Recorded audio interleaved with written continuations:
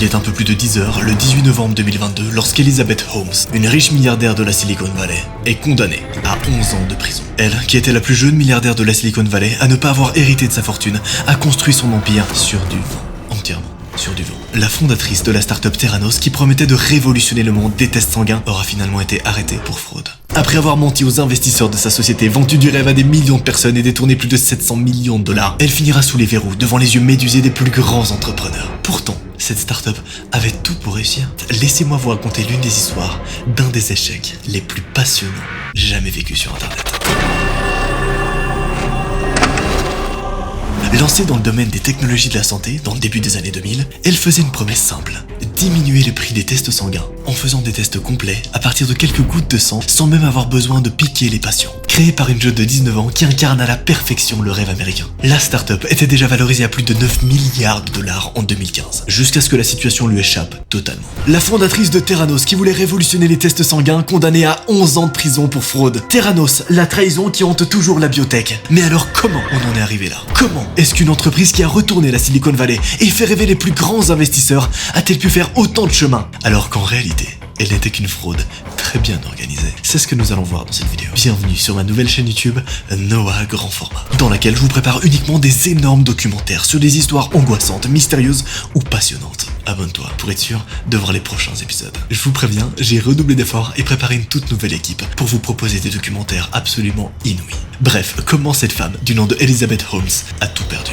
à cause de sa fraude. Elizabeth a grandi dans l'agglomération de Washington aux États-Unis. Même si elle n'était pas destinée à une brillante carrière en apparence, elle rêvait de changer le monde depuis toute petite. Tout ce que je veux vraiment, c'est découvrir quelque chose de nouveau. Écrit-elle dans une lettre envoyée à son père alors qu'elle est âgée seulement de 9 ans. 8 ans plus tard, elle obtient son bac avec mention. Et c'est là que son histoire va commencer. Nous sommes en 2002. La jeune Elizabeth entre à l'université de Stanford en Californie pour commencer à étudier la chimie. Sa première année dans l'une des universités les plus prestigieuses du monde se déroule bien. C'est une élève studieuse et sans histoire, mais elle cache un truc. En fait, Elizabeth ne vient pas de n'importe où. Si ses parents, Noel Ann et Christian Holmes, sont tous les deux de gens normaux de la classe aisée, son père a travaillé pour le gouvernement en tant que vice-président d'une grosse entreprise chinoise, et sa mère a travaillé pour le Congrès américain. Il y avait en fait un membre de sa famille qui sortait du lot. Charles Louis Fleischmann, l'arrière-arrière-grand-père d'Elizabeth, a fondé l'un des plus grands céréaliers des États-Unis, l'entreprise Fleischmann Yeast. Ouais, rien que ça, c'est une entreprise énorme.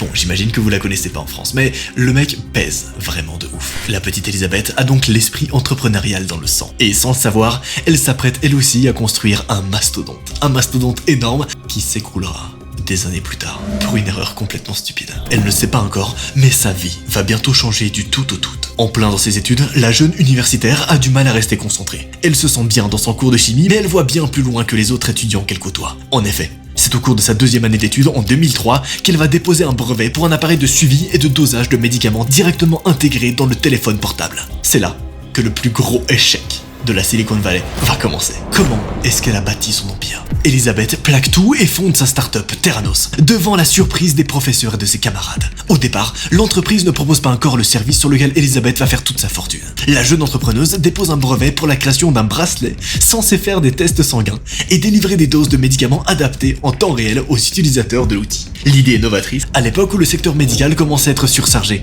et où les technologies ne sont pas encore exploitées à leur plein potentiel. Malheureusement, si l'idée est belle sur le papier, Elizabeth est vite confrontée à un problème de taille. Déjà, elle n'a pas beaucoup de fonds à investir dans son affaire. Elle n'a pas d'aide de ses parents ni du gouvernement. Et le seul cash qu'elle a à disposition pour lancer son business correspond au fonds qu'elle avait pour faire sa scolarité, donc c'est quelques milliers d'euros à peine. Et pourtant, enfin, elle se rend compte que son idée de bracelet médical ne tient pas du tout la route. En essayant de le concevoir, elle se rend rapidement compte que l'idée relève totalement de la science-fiction. C'est alors que le produit, qui va lui permettre de générer plus d'une dizaine de milliards de dollars, émerge dans son esprit. Après avoir analysé de près le marché des laboratoires, elle constate que les labos traditionnels ont un fonctionnement trop lourd et trop cher. Je vous rappelle qu'on est aux États-Unis et que les coûts du système de santé y sont affreusement élevés. Pour vous donner une idée, un simple passage aux urgences de quelques heures pour une petite prise de sang et un rendez-vous avec un médecin peut dépasser les 5 000 €. Un rendez-vous aux urgences, c'est bon pour vous? À cette époque, les assurances des Américains coûtent excessivement cher, de l'ordre de plusieurs centaines à plusieurs milliers de dollars chaque mois. La situation est tellement catastrophique aux États-Unis que plus de 60% des SDF qui y vivent ont perdu leur logement à cause des factures de santé qu'ils ne pouvaient pas payer. En regardant ça de plus près, Elizabeth, elle se dit qu'il y a un coup à jouer. Elle se dit qu'il y a un truc à faire. Et sur le fond, c'était pas une mauvaise idée. En plus de ça, il s'avère que la jeune entrepreneuse a une peur panique des vaccinations et des seringues. Elle s'entoure alors d'une équipe sans attendre, équipe dans laquelle elle embauche l'un des directeurs ayant bossé chez Apple pour qu'il l'aide à créer ce qu'elle appelle désormais l'iPod de la médecine. Ouais, non, la meuf elle va pas juste embaucher ses meilleurs potes, non. Elle va aller chercher les directeurs qui ont bossé chez Apple. Elle va vraiment passer un petit coup de fil en bonjour, je crée une petite start-up, je suis personne. Est-ce que vous voulez bosser dans ma boîte? J'ai un petit financement là. Les activités de l'entreprise vont alors se dédier uniquement à la conception d'une méthode d'analyse sanguine automatisée, bien plus rapide et accessible que les analyses effectuées par les laboratoires traditionnels. Mais ce n'est pas tout. Cette méthode promet la réalisation de plus de 1000 analyses en quelques heures maximum à partir d'une seule goutte de sang prélevée sur le doigt des patients. La solution de l'entrepreneuse est donc ultra innovante, révolutionnaire, même dans le secteur médical américain déchiré par des procédures longues et chères qui empêchent la plupart des gens de bien soigner. Avec son projet, Elisabeth espère bien démocratiser l'accès à la médecine et sauver des milliers et des milliers de vies. Malheureusement, tout ne va pas se passer comme prévu. Le 9 janvier 2007, le premier smartphone du monde voit le jour. C'est lors de la Macworld Expo de San Francisco que Steve Jobs monte sur scène. Et personne ne se doute à ce moment-là de la rupture qui va se produire. L'air sérieux, il annonce: aujourd'hui, Apple va réinventer le téléphone. Regardez, c'est mythique. And we are calling it iPhone. L'iPhone est une révolution dans le monde de la tech, mais vous allez me dire quel est le rapport avec Elisabeth. Elisabeth, elle, assiste au phénomène de près. Mais à l'inverse des spectateurs, ce n'est pas l'iPhone qu'elle regarde, c'est Steve Jobs. Absolument fan du PDG d'Apple, la jeune entrepreneuse va commencer à s'en inspirer sans vergogne. Elle commence à porter des cols roulés noirs en public, comme lui. Elle s'est mise à fond sur sa marque personnelle, en essayant de faire parler d'elle, d'attirer l'attention et de renforcer son charisme, comme lui. Et surtout, elle affirme haut et fort ses ambitions, comme lui. Nous allons créer un monde où tout le monde aura accès à la médecine, où tout le monde aura accès aux tests sanguins. C'est ce qu'elle dit, haut et fort. La machine est lancée. Pour rendre sa technologie viable et faire grossir son entreprise, Elisabeth va alors faire appel à un maximum d'investisseurs, avec la promesse de créer une technologie capable de détecter les pathologies le plus tôt possible pour soigner mieux et moins cher les gens. Elle espère lever un maximum de fonds qui lui permettront de déployer son outil et d'aller conquérir le marché américain puis éventuellement mondial. À force de réseautage au sein de la Silicon Valley et de promesses de plus en plus importantes au public et aux investisseurs, la fortune milliardaire va se constituer une liste d'investisseurs importants et prestigieux. Avant ça, elle crée un conseil d'administration pour son entreprise aux petits oignons. On y retrouve les anciens secrétaires d'État américains George Shultz et Henry Kissinger, ainsi que l'ancien ministre américain de la Défense James Mattis, qui est lui aussi devenu investisseur à hauteur de plus de 80 000 $. Tout le monde croyait au projet. Personne ne se doutait de rien. Même si son conseil d'administration réunit de belles têtes, c'est parmi ces investisseurs qu'on retrouve les personnes les plus renommées. Dans les gens qui ont cru en elle et qui ont payé des millions pour elle, on y retrouve Rupert Murdoch, l'un des entrepreneurs les plus influents du monde, la secrétaire à l'éducation des États-Unis, Betsy DeVos, et même l'ancien président américain, Bill Clinton, a investi dans sa boîte. Betsy DeVos et toute sa famille ont d'ailleurs investi plus de 100 millions de dollars dans Theranos, pour un total de plus de 900 millions de la plupart de tous les investisseurs autour des années 2009. Là, tout s'enchaîne. C'est incroyable. Tout se suit, tout se passe comme prévu. Son plan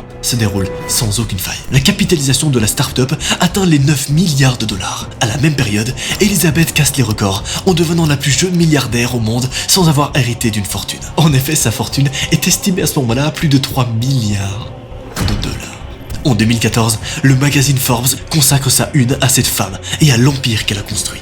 À 30 ans, celle qui a révolutionné le secteur médical en s'inspirant de Marie Curie et des plus grands entrepreneurs fascine tout le monde. Elle est vue comme son idole, comme la nouvelle Steve Jobs, celle qui a retourné son domaine. C'est d'autant plus remarquable qu'elle est une femme dans le milieu très masculin de la Silicon Valley. Avec sa voix grave, son air sérieux et ses grands yeux bleus qui ne clignent jamais, elle captive tout le monde et en met plein les yeux à tous ceux qui la croisent. D'ailleurs, l'ex-président des États-Unis Bill Clinton parle d'elle comme un prodige et une partie de l'élite entrepreneuriale et politique croit en son projet dur comme fer. Le problème étant, c'est que depuis le début de l'aventure, un point central resté dans l'ombre n'a pas été éclairci. Depuis la création de la start-up, Elizabeth Holmes a vendu son projet au public et aux investisseurs comme un outil révolutionnaire permettant d'effectuer des centaines d'analyses sanguines à partir d'une seule goutte de sang. Mais il nous manque quelque chose, la méthode. Ah yes, Zero Van, vous avez très bien entendu. Elle est en train de retourner toute la Silicon Valley alors qu'elle n'a même pas la méthode de fonctionnement de sa boîte. Quelle méthode l'entreprise va-t-elle utiliser concrètement pour atteindre la promesse qu'elle a faite? Eh bien c'est là que ça pose problème. En réalité, Elisabeth n'avait aucune méthode. Depuis le début, elle doit le succès de son entreprise à une seule chose, les fausses promesses et les mensonges aux investisseurs. Comme vous vous en doutez, sa gloire ne va pas durer longtemps. Car lorsque le petit secret de l'entreprise Theranos fuite dans les médias et est annoncé au public, tout va exploser. La descente aux enfers de Theranos va être forte et rapide. Elle va mener Elisabeth très bas. On arrive donc à la partie de ce documentaire que vous attendez tous, la descente aux enfers. Comment elle a pu bâtir tout ça sur de fausses promesses? Si le public avait été un peu plus attentif, les doutes autour de la fiabilité de Theranos auraient dû voir le jour beaucoup plus tôt. Le 24 mai 2013, Lam Gibbons, un biochimiste de 67 ans qui avait développé la technologie Theranos au sein de la start-up, était attendu devant le tribunal pour défendre son outil contre les premiers plaignants,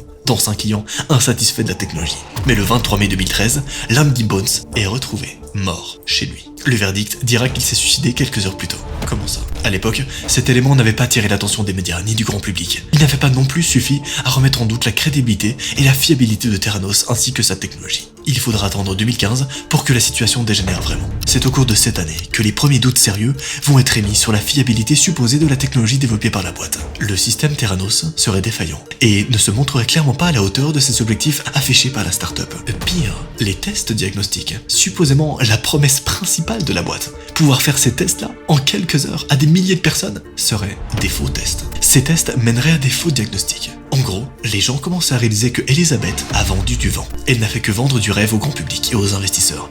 Elle s'est enfoncée dans un gros mensonge qui est encore plus sophistiqué que ce que l'on croit. Parce que oui, en temps normal, une chose aussi grosse et aussi catastrophique ne passerait pas. Mais dans le secteur de la santé, c'est encore pire. En octobre 2015, le journaliste John Guerrero est le premier à lancer l'alerte dans un article du Wall Street Journal. Après plusieurs mois d'enquête, il annonce au grand public que les promesses d'Elizabeth n'ont pas été tenues et que sa technologie ne vaut rien. John Carreyrou a énormément d'éléments à sa charge. Tout le monde est sous le choc. À partir de discussions avec des employés anciens et actuels de Theranos, le journaliste découvre que ses employés clés ont été intimidés, manipulés et directement menacés afin qu'ils commettent des fraudes pour que l'entreprise développe son arnaque sans problème. Certains de ses salariés ont d'ailleurs été licenciés dans des conditions telles qu'ils ne pouvaient même pas parler de ce qu'ils avaient fait pour l'entreprise et de ce qu'ils avaient subi. On apprend en même temps que des patients de Theranos ont reçu des diagnostics erronés de VIH et de cancer entre autres. Ce qui explique au passage pourquoi des plaintes avaient été déposées contre l'entreprise quelques années plus tôt. Tous les mensonges d'Elizabeth et des équipes de production sont dévoilés au grand jour. Quand les centaines de tests étaient censés être réalisés par une seule machine,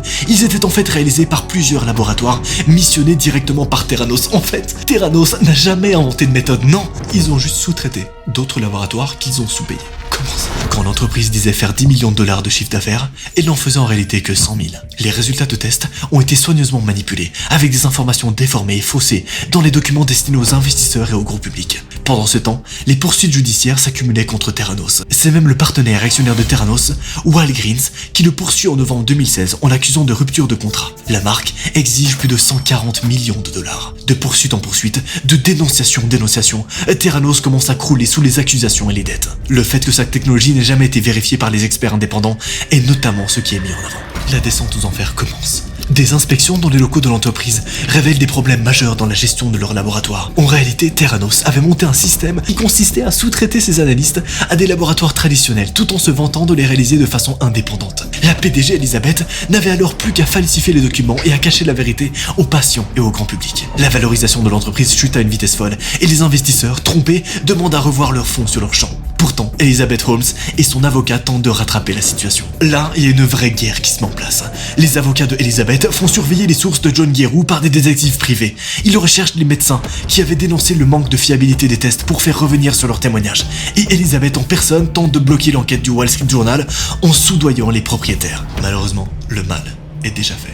Malgré le fait que sa fortune soit estimée à plusieurs milliards de dollars, elle n'arrive à soudoyer personne. Elizabeth doit alors accepter sa défaite et s'apprêter à payer cher. J'imagine que vous rêvez donc de savoir comment s'est terminée cette affaire horrible. En mars 2018, Elizabeth annonce la fermeture de Theranos. Des centaines de salariés sont licenciés et l'image de la jeune entrepreneuse est détruite à tout jamais. Elle obtient un arrangement avec la Commission fédérale des valeurs immobilières et des États-Unis qui lui annule une partie des charges retenues contre elle. Elle paye alors 500 000 $ et est interdite d'occuper des postes de direction pendant 10 ans. Mais c'est loin d'être la fin de l'histoire, car même s'il conclut un arrangement à l'amiable pour annuler certaines poursuites, elle n'est pas sortie d'affaire. Le bureau du procureur américain de la Californie accuse Elizabeth et Balvani, l'ancien directeur des opérations de Theranos, de fraude. Pour s'en sortir, les deux plaident non coupables. Et c'est pas tout.